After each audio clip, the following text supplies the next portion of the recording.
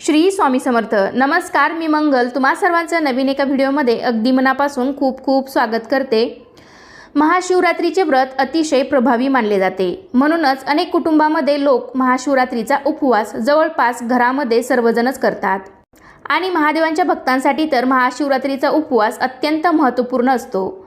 महाशिवरात्रीचा उपवास करण्याची प्रत्येक ठिकाणची पद्धत वेगळी असली तरी सर्वसाधारणपणे इतर उपवासाप्रमाणेच या दिवशीही उपवासाचे पदार्थ खाल्ले जातात. पण त्यामधले असे काय काय उपवास असतात की ज्यामध्ये एखादा पदार्थ हा खाल्ला जात नाही, तो वर्ज्य केला जातो.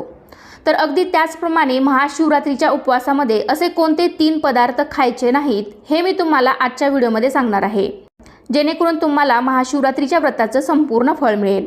तर आजच्या व्हिडिओमध्ये मी तुम्हाला महाशिवरात्रीचा उपवास कधी धरायचा, कधी सोडायचा, त्याचबरोबर कोणकोणते पदार्थ आपल्याला या दिवशी चुकूनही खायचे नाहीत आणि उपवास सोडताना कोणता पदार्थ खाऊन उपवास सोडायचा म्हणजे आपल्याला या व्रताचं संपूर्ण फळ मिळेल.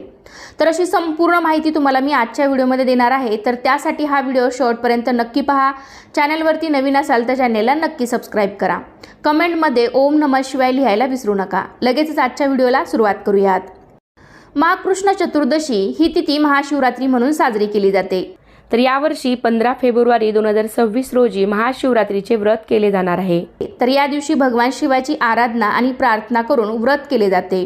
महाशिवरात्रीच्या दिवशी उपवास आणि पूजा केल्यामुळे जीवनात अपार सुख आणि समृद्धी प्राप्त होते.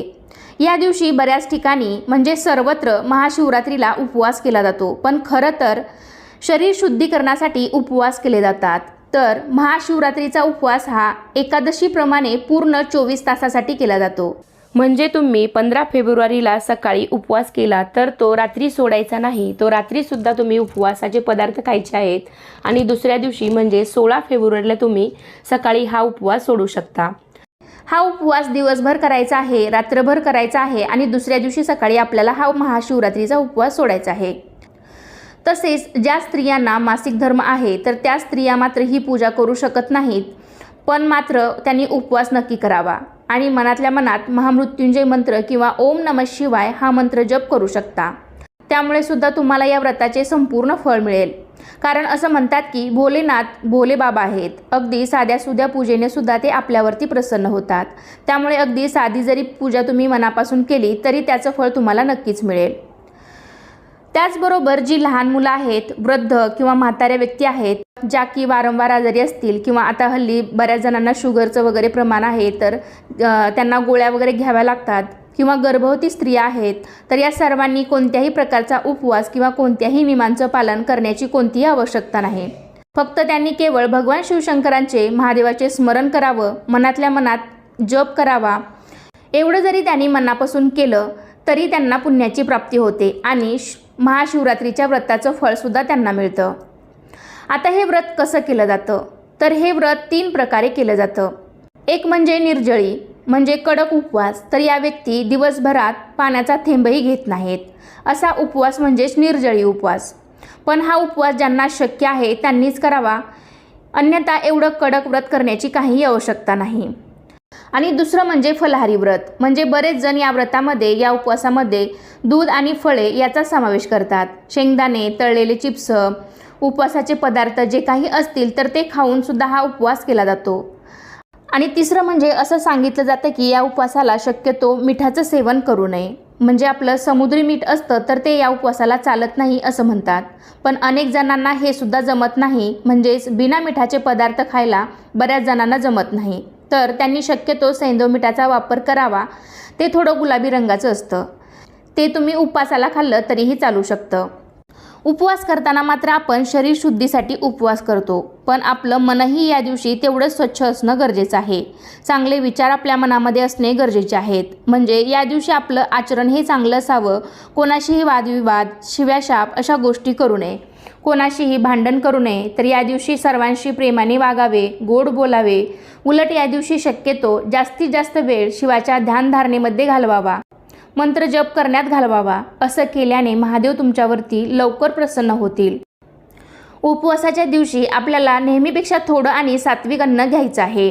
कारण काही उपवास असे आहेत की जे दुसऱ्या दिवशी सोडले जातात, जसे की हरतालिकेचा उपवास असेल, एकादशीचा असेल किंवा महाशिवरात्रीचा असेल, तर हे उपवास आपण दुसऱ्या दिवशी सोडतो। त्यामुळे या दिवशी कमी प्रमाणात आणि पचायला हलके असे पदार्थ आपण खावेत, कारण उपवास करणे म्हणजेच पोटाला आराम देणे।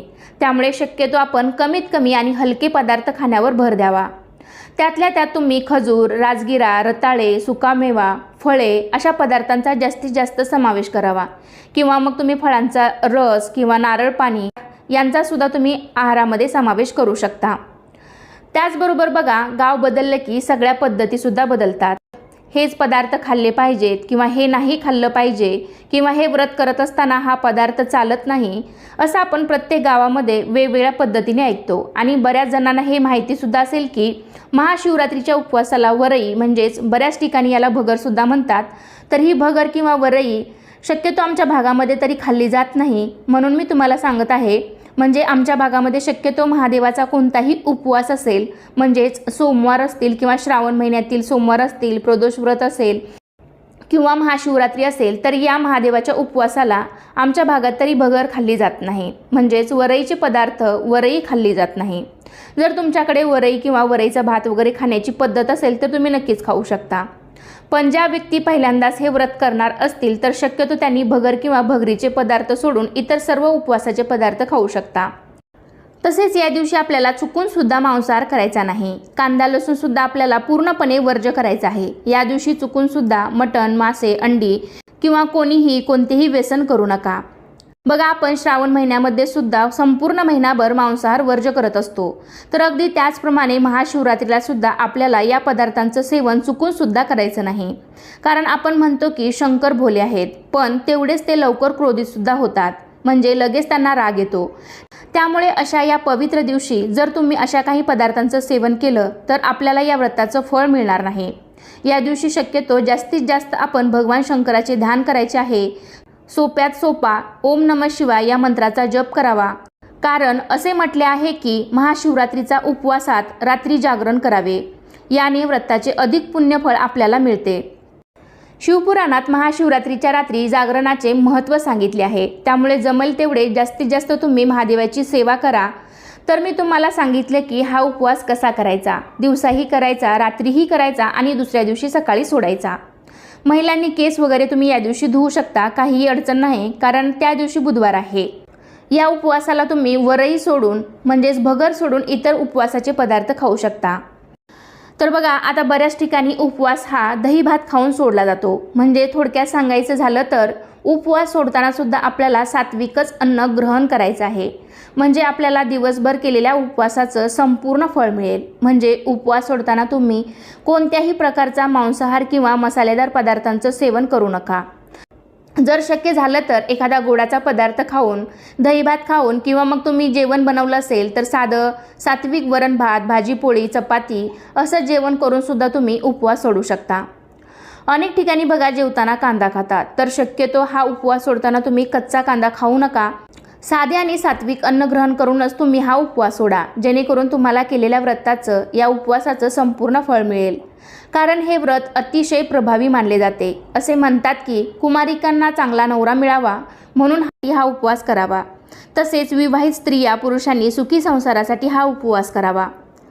तर अशा प्रकारे आजच्या व्हिडिओमध्ये मी तुम्हाला महाशिवरात्रीच्या व्रताचे महत्त्व सांगितलेले आहे। त्याचबरोबर महाशिवरात्रीचा उपवास कसा करावा, कसा सोडावा, काय खाऊन उपवास सोडावा, त्यामुळे तुम्हाला या व्रताचं संपूर्ण फळ मिळेल। तर अशी संपूर्ण माहिती देण्याचा मी प्रयत्न केलेला आहे। तर कसा वाटला तुम्हाला आजचा व्हिडिओ नक्कीच मला कमेंटद्वारे सांगा। व्हिडिओ आवडला असेल तर व्हिडिओला लाईक करा, जास्तीत जास्त तुमच्या फ्रेंड फॅमिलीमध्ये शेअर करायला विसरू नका। चॅनलवरती तुम्ही नवीन असाल, चॅनलला अजूनही सबस्क्राईब केलेलं नसेल, पहिल्यांदाच तुम्ही माझे व्हिडिओ पाहत असाल तर चॅनलला नक्की सबस्क्राईब करा आणि कमेंटमध्ये ओम नमः शिवाय लिहायला विसरू नका। चला तर मग पुन्हा भेटूया अशाच एका छानशा आणि माहितीपूर्ण व्हिडिओमध्ये। तोपर्यंत सर्वांना श्री स्वामी समर्थ। धन्यवाद। ओम नमः शिवाय।